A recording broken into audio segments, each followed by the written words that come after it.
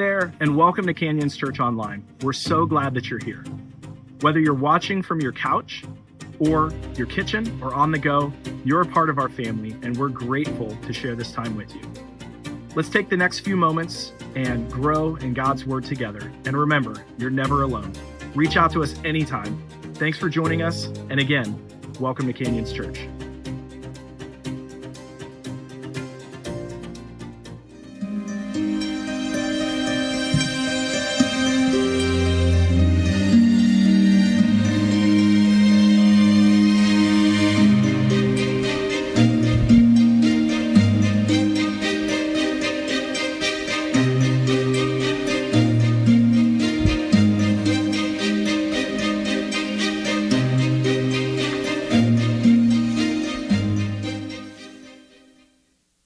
All right, good morning, everybody. Welcome to Canyons. I'm excited that you guys are here today. Today, the title of our sermon is When You Just Can't Go Any Further. And today we're jumping right back into our series in 2 Corinthians, A Beautiful Mess, which I know a lot of you are like, wait a second, I was here last week. That is not what we talked about. Well, this is actually a series that we started last fall. We've taken a few weeks off, and we're jumping back into it today. So here is what you need to know just to be fully caught up with where we're at. The church in Corinth was a mess.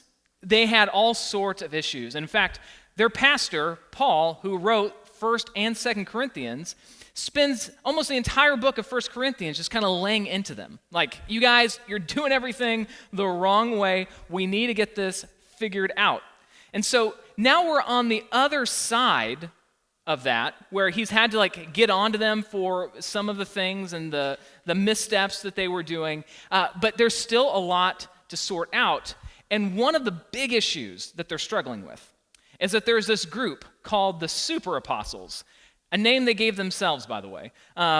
It's not that they were really cool, great people. It was they thought they were better than everyone else. In fact, they thought they were way better than Paul, the person who wrote the books of 1st and 2nd Corinthians. So a lot of what we talk about is kind of with that backdrop of trying to sort through how do we do church, how do we do the Christian life without getting lost in some of the currents of our culture and our society, but also what do we do with this whole other group of self-professed Christians who are trying to lead the church in a direction that we just don't want to go.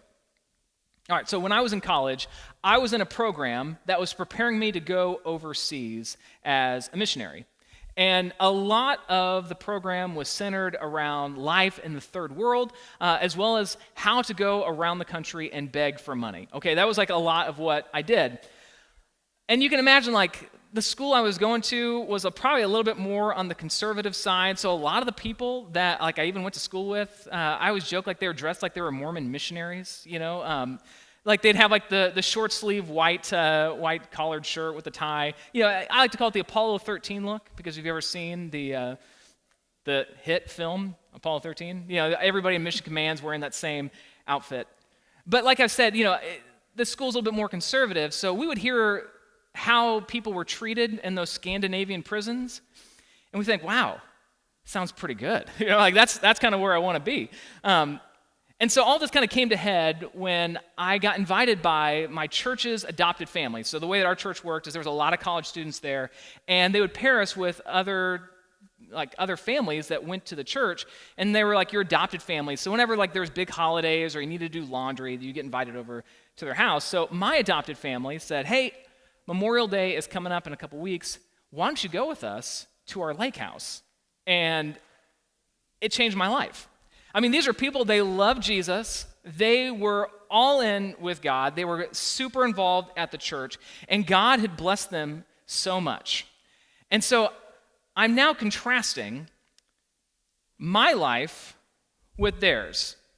Here I'm at a school that's making me question all the time, is this really what I want to do? I'm wondering, what am I doing with my life as I'm preparing to move into slums somewhere in the middle of Africa or maybe into the rainforest? And I started to ask, why don't I just go get a real job and make a lot of money so I can have a lake house like this. And the question I was asking, I think we have all kind of struggled with and wrestled with at some level is like, man, how can I win at life? Like, how can I get better? And how can I like achieve what I think I actually want to accomplish? But here's the problem. Whenever we ask the question, how do I win at life? The definitions get a little nebulous because winning, it's like you can't always put your finger on exactly what it looks like, and it means a lot of different things to a lot of different people. You know, for some, winning in life is like money. For others, it's success, or maybe it's experiences. Potentially, it's security and feeling like I'm crisis-proof. Maybe it's fame. Throw a big word at you. Maybe it's hedonism, where it's like, man, I just want to give in to whatever pleasure, whatever craving, whatever desire possibly hits me at any given moment. And so when I say, do you know what it looks like to win in life? Most of the time, we're like, man, I don't really know. And so possibly a more accurate way to depict what it looks like to win is asking yourself, what does it feel like to lose? Because if winning is all about money, losing is when you look around and you see like other people seem to have a lot more than me. If winning is all about success, it's losing is looking like I feel like a failure. If winning is being in a relationship, then losing is the experience of being alone. Like I said, when you start to figure out like what does it actually look like to lose, you can start to figure out what does it look like to win in my life. And so as a pastor, as I deal with a lot of people and start talking and hearing people's faith stories of how they came to know Jesus, one of the things that comes up a lot is that often when people feel like they're losing in life, that is when they start coming to Jesus. In other terms, like we'll say like when people feel like they're going through tension, transition, or trouble, or in like church speak, when they give you the 3 little knots of like, I'm not in church, things are not going well, I was not prepared for this. Those are usually like really good signs that somebody's life is ready to hear about Jesus. But here's the downside, is unintentionally, sometimes we start to barter with God when we feel like we're losing. And what we do is we say, God, I will trust you with this problem in exchange for you solving it. And how do we reconcile life when it feels like he doesn't solve the problem the way that we want him to? Because as I've had those same conversations about what's led people into relationships with Jesus, I've also had plenty of conversations where I've helped people walk through, like, why did they walk away? And oftentimes, people walk away from Jesus. They walk away from the church. They walk away from Christianity when they just feel like it's not helping me win. Like, I just don't really feel like I got where I was wanting to go. And it's worse when they observe other people who are seemingly far away from God get all the things that they thought, like, hey, if I followed Jesus, if I did the right things, if I just avoided the wrong things, if I just did these things, he would give this to me. It's worse when they watch other people seem to win. And every culture, every society that's ever had Christianity come sweeping in has had to wrestle with this question. How do I handle life when I gave my life to Jesus, but it doesn't really seem like it's going the way that I want it to? And frankly, a lot of other religions, they seem to be a little bit more clean in all this, where it's like, hey, you follow our rules, you do the right things, then you're going to get everything you ever wanted. You'll get the money, you'll get the power, you'll get the health, you'll get the significance.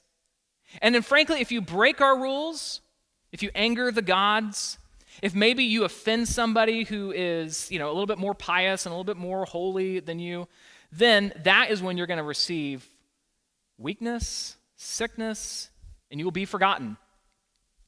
And in first century Corinth, this is part of the topic that they were wrestling with.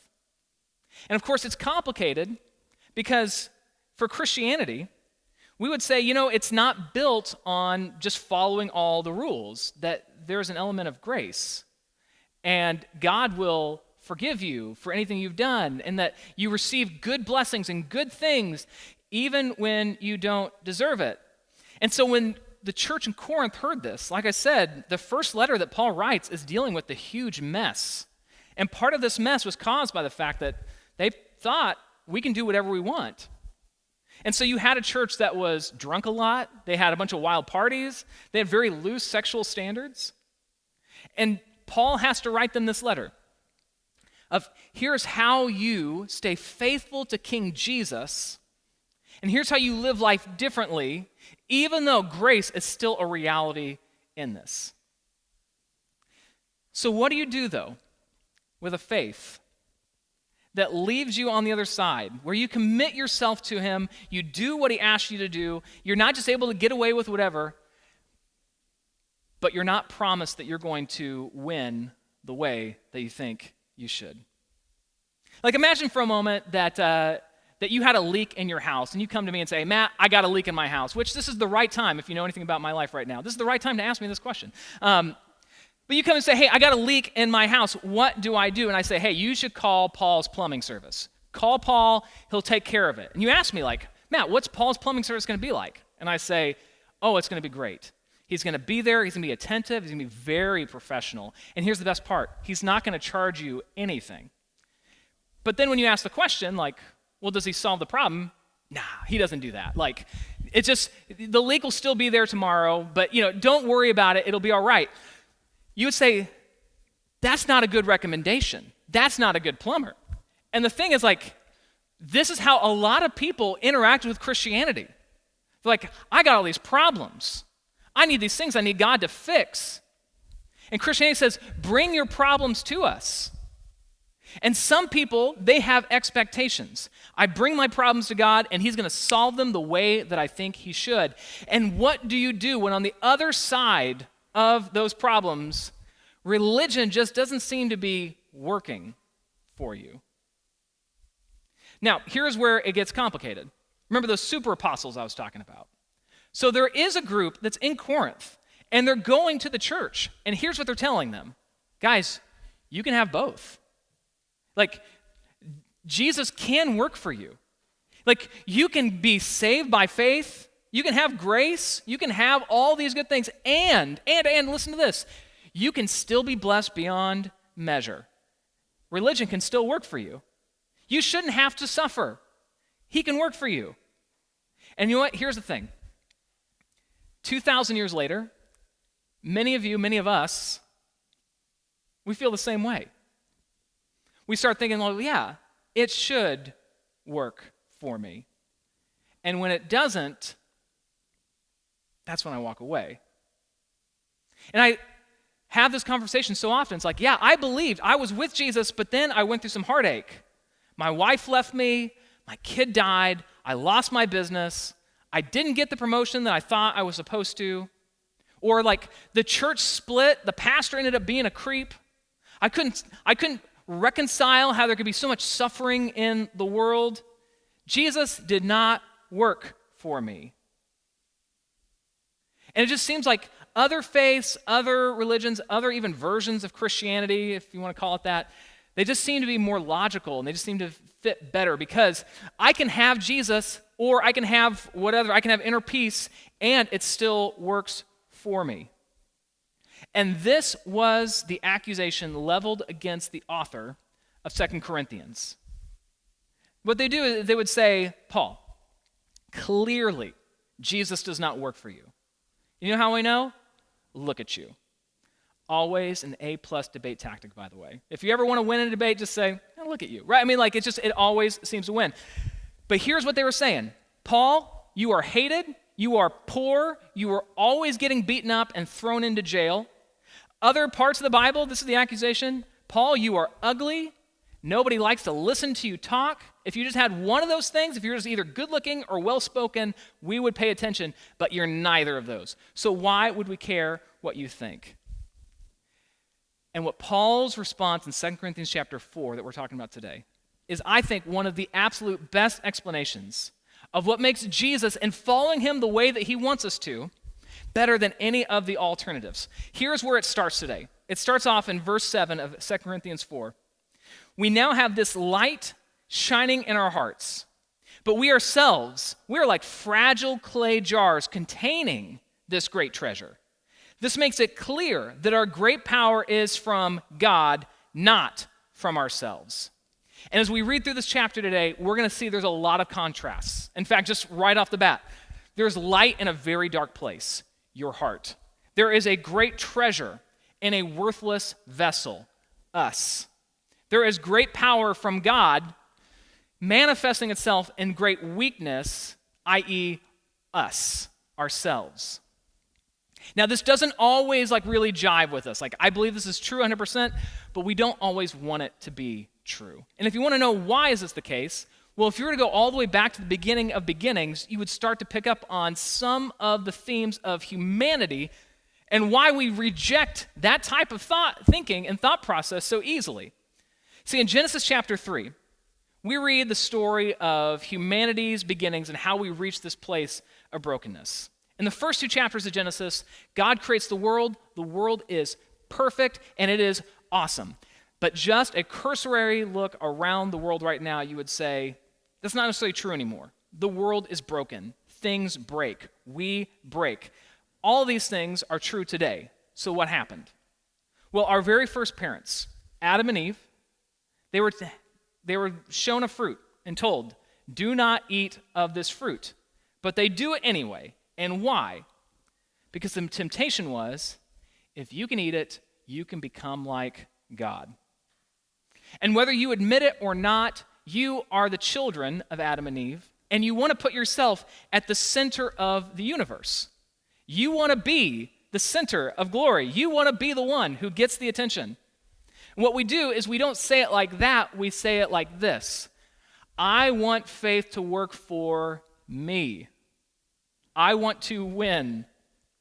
And when God doesn't bow to us and give us the glory that we think we deserve, we walk away and we say, yeah, it just doesn't work.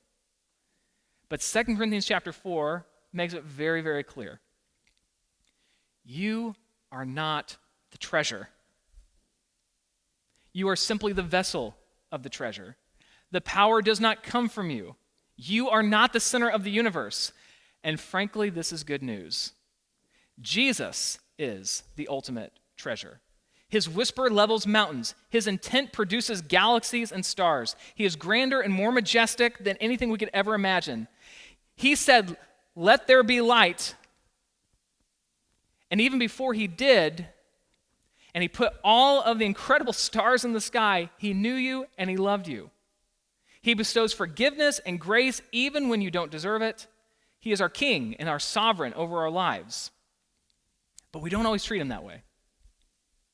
The very first celebrity I ever interacted with was at 1 a.m. at a gas station. One of my college jobs was working at the local Come and Go. And who should walk in at 1 o'clock in the morning but 1996 Olympic gold medalist, which I'm going to use as the first line of his biography, not actually how I remembered him. He was also WWE superstar, Kurt Angle. So you might not remember him. I certainly do, though, because I was in 7th grade in 1999. And so I wish I could say I played it cool when professional wrestler Kurt Angle walked in. I saw him. I'm like, I'm pretty sure that's him. When he handed me his credit card and I was like positive that's who it was, I got really flustered. I'm like, I need him to sign something.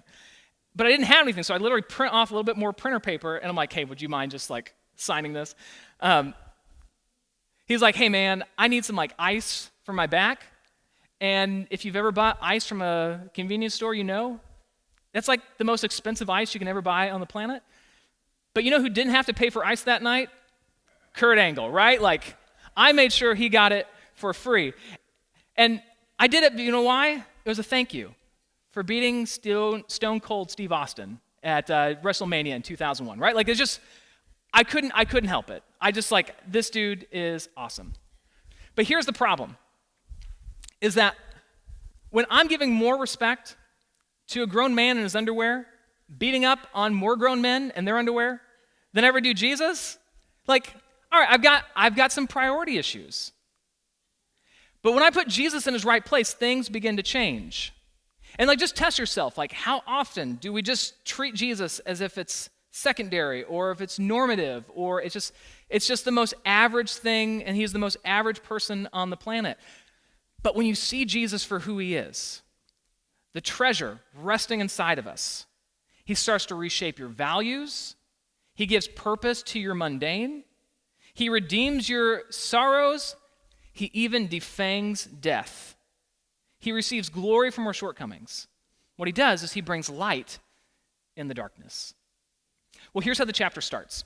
It says in verse 1, "Therefore, since God in his mercy has given us this new way," meaning it's not the old way, we're never going to give up. And this is such a huge theme throughout the chapter. The idea that he's going to give us resilience that we did not have before. And we'll talk about that more later. It says in verse 2, "We reject all shameful deeds and underhanded methods. We don't try to trick anyone or distort the word of God. We tell the truth before God, and all who are honest know this." Remember, this is the accusation being leveled against Paul. Like, you're poor, you're beat up, you're imprisoned a lot. And what he's saying is, guys, I don't have to be. And it's not so much like, hey, if I'd done the right thing, I wouldn't be. What he's saying is, I've had the temptation. I can do a little bit of evil. I can manipulate the situation enough. If I wanted to, I could be just like the super apostles. It would make my life easier in a lot of different ways. But I'm choosing not to do that. And he keeps going in verse 3. He says, "If the good news we preach is hidden behind a veil, it is hidden only from people who are perishing. Satan, who is the god of this world, has blinded the minds of those who don't believe. They are unable to see the glorious light of the good news." There's that word light again. "They don't understand the message about the glory of Christ, who's the exact likeness of God." Once again, you have these contrasts. Satan, he's blinded. God has given you understanding. There is darkness, now there is light. It keeps going. It says, "You see, we don't go around preaching about ourselves. We preach that Jesus Christ is the Lord, and we ourselves are your servants for Jesus' sake. For God, who said, 'Let there be light in the darkness,' has made this light shine in our hearts so that we can know the glory of God that is seen in the face of Jesus Christ." So what he's saying is God has shined the light, so now we can see. And now that we can see, now that we can know the glory of God. But one of the things that, I don't know if you picked up on this as we read this, is God shines the light. And what it does, it says it shines the light into our hearts. And what he's saying is before you are confident in what you know, you are going to feel something. And this is like a little bit different. This is just maybe another way to understand, like, how do I work through a lot of my faith, and how do I reconcile some of just the doubts that I have? Is that when you make Jesus your treasure, it's going to affect your emotions, oftentimes before it affects the way that you see the rest of the world. But once you allow him to shine that light in the darkness, he shines it in your light, it starts to change the way you feel, and eventually it changes the way that you think. And when you allow this to take place, here is Paul's contention. He's like, yeah, I could have manipulated things. I could have put myself at the center of the world. I could devote my life to winning and making sure that I don't lose any longer. But what I've concluded is this: poverty with Jesus is better than riches without him. I would rather be poor but have Jesus than have all the money but not have him at all. It's like you can try and bend religion to your favor. There are leaders who can try and sell themselves and make themselves the center of everything and get everything and make it really, really easy for themselves. But if that's what faith is, you are selling it short. I mean, just start to put different adjectives and different descriptions in here, and you just see, like, winning for you might not be riches. But what I'm saying is, stupidity with Jesus is better than brilliance without him. You can be hideous with Jesus, that's better than being beautiful without him. That you can be reviled and everyone can hate you. And it's better to be that with Jesus than it is to be loved and adored by thousands, if not millions, without him. And it keeps going. It says in verse 7, We know how this light shining in our hearts, but we ourselves are like fragile clay jars containing this great treasure. This makes it clear that our great power is from God, not from ourselves. And then listen to this list. We're pressed on every side by troubles, but we are not crushed. We are perplexed, but we are not driven to despair. We're hunted down, but we're never abandoned by God. We get knocked down, but we are not destroyed. Through suffering, our bodies continue to share in the death of Jesus so that the life of Jesus may also be seen in our bodies. Here's the accusation that's being made. Following Jesus, the way that the Bible would say we should, it doesn't make your life better, it makes it worse. That's the accusation that the super apostles are saying. Like, if you do things the way Paul wants you to, it's not going to end in good things. It's only going to lead to despair. And here's what Paul would say to this. It doesn't really matter at the end of the day whether you follow the way that I'm telling you to do this or if you try and follow it the super apostles' way. Heartache is still going to come to your life. You can have marginal fixes. You can make things a little bit easier on yourself, maybe by manipulating other people and situations. That maybe you can walk headfirst into a couple of disasters, but at the end of the day, if you want to try and live your life by avoiding heartache and problems and difficulties, that's just not going to happen. But here's where following Jesus the way that you should will make your life 1,000,000 times better. No, you're not going to avoid the heartache, but life is suddenly going to become bearable. It says in verse 16, that is why we never give up. Though our bodies are dying, our spirits are being renewed every day. So like somehow if you're able to tiptoe through life and avoid catastrophe, avoid the cancers, if you're able to avoid people coming at you for your faith, if you do all that, your body's still going to eventually break down. It will betray you and you will die. Right? And like, isn't the truth? Like when you're in your teens, nothing can hurt you. And then you get to be older and suddenly nothing can hurt you. And you're like, I didn't do anything. It's like, yeah, but you're still going to hurt. I know so many of you who eat right, you exercise, you keep positive attitudes. And what are you rewarded with? Chronic illness, inflammation, cancer, disease. You can do everything right. You can follow all the rules. You can be morally excellent. You can eat organic, locally sourced, free range, and still find yourself reaching old age, and you're going to die. But here's the power of having Jesus as your king. Here's the power of him forgiving you of your sins and taking full control of your life. Here's how the chapter wraps up. It says, for our present troubles are small and they won't last very long. Yet they produce for us a glory that vastly outweighs them and will last forever. So we don't look at the troubles we can see now. Rather, we fix our gaze on things that cannot be seen.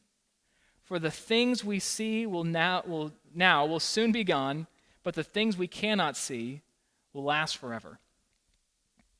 And here's what I want us to know. Jesus provides the ultimate resilience. It's not just a perspective shift, it is a fact. Paul was willing to endure all the pain. He was willing to be imprisoned and beat up and thrown into jail because he knew in the end, everything is going to be made right. And allowing his circumstances to rob him of joy would be like one of us going on vacation, getting a really bad meal at the airport and saying, well, the vacation is over, right? Like just, that's how ridiculous it would be for him to allow his current situation and circumstances to rob him of his eternal joy. And it's not necessarily saying he's not going through heartache. You can still go through heartache. You can still declare, like, this is not a good situation. But knowing this isn't going to last forever. Because Jesus is honestly the ultimate cheat code. When you have Jesus in your life, you can endure any circumstance or situation. Here's the difference. If all of a sudden if all of us were to go home, get really sick, go to the doctor, and get a bill for $500,000, that would probably break almost every single person in this room.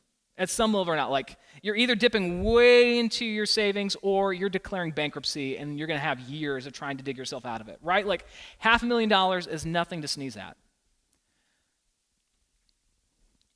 But if you're Warren Buffett or Jeff Bezos, it doesn't even register. That's like called Tuesday morning. You just like, who really even cares? Because you have so much more stockpiled. And see, this is what Paul is trying to say. When you know what's waiting for you on the other side, you can basically endure almost anything. It's not that your problems become less than other people's, but the treasure that you've got waiting for you is so much bigger. Because here's the thing, if this is all that there is, then this is all there is. If this is all there is, then you should be heartbroken and you should be hurt when life goes poorly. When you look back and say, I'm not winning, like I didn't get all the things that I was hoping for. Because when eventually your body does break down or the circumstances of life hit, then it's over. But if you recognize that Jesus is my treasure, and that I'm simply just a clay jar that's holding something of great value, that I have a light that's shining in me, you become a little bit more resilient towards all of the things that come at you and seem to hurt, because we can become so preoccupied with trying to maximize our time here, with winning, with money, success, fame, entertainment. But it becomes obsessed, like almost, man, I just really wanted to win the coin toss before the game, when really there's so much more after that moment. And so I know that there's a lot of heartache and heartbreak in this room. I've heard the stories and I've heard the conversations. And what I want you to hear today is it's not that those are small problems. They're big, and they hurt, and they bring all sorts of heartache. But what I want to remind you is that when Jesus is your treasure, you can endure better. You can see that, you know what? I can be pressed but not crushed. I mean, my circumstances can hurt, and they can be obnoxious, but they're not going to destroy me. I can be perplexed, but I'm not going to be driven to despair, which means like I can have things that are confusing. I can even wrestle with my doubts, but as long as Jesus is my treasure, I know that like I'm going to be okay. You can be hunted down and abandoned by God, which means like people can have it out for you. But you can be confident that you still have a friend who sticks closer than a brother. You can get knocked down, but not destroyed, which means there's still potential to get back up. When you make Jesus your treasure, your ability to endure, your ability to have resilience comes to be true in your life.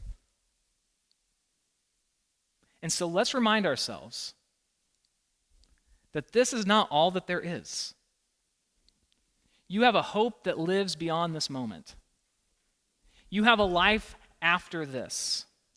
That you have a God who is on your side and shining that light in the darkness. And yeah, your circumstances might suggest that everything is broken and it doesn't make sense, but He can start to change the way that you feel, and eventually the rest of you will catch up to it. So let me pray for us. God, I'm praying right now for those who are walking through misery, the heartbreak and the heartaches of life. God, I'm praying right now that your peace, your comfort would rest on them. The God that, yes, they can grieve, but God, they don't have to grieve like they have no hope. The God that they can grieve knowing that, God, you are on their side, that you are providing for them, and that eventually when you make all things right, you provide the glory and the resilience and the hope that they have been needing. God, I pray for those who have been trying to wield and yield faith for their own benefit, that God, that you would break them of that. The God, that they would be content trusting you regardless of how things turn out. The God, that they would be like Paul and be able to endure any suffering, any situation, any circumstance. And God, I even pray for those who are like just wrestling right now with whether or not to say yes to you. The God, that you would put this prayer on their lips and their heart, that God, I'm asking you to forgive me my sins and take full control of my life. That God, I want you to be my Lord and Savior. I want you to be my hope in the darkness. I want you to be my light in the darkness. I want you to provide for me what I could never provide for myself. So Lord, I pray this all in your son Jesus' name who makes it possible. Amen.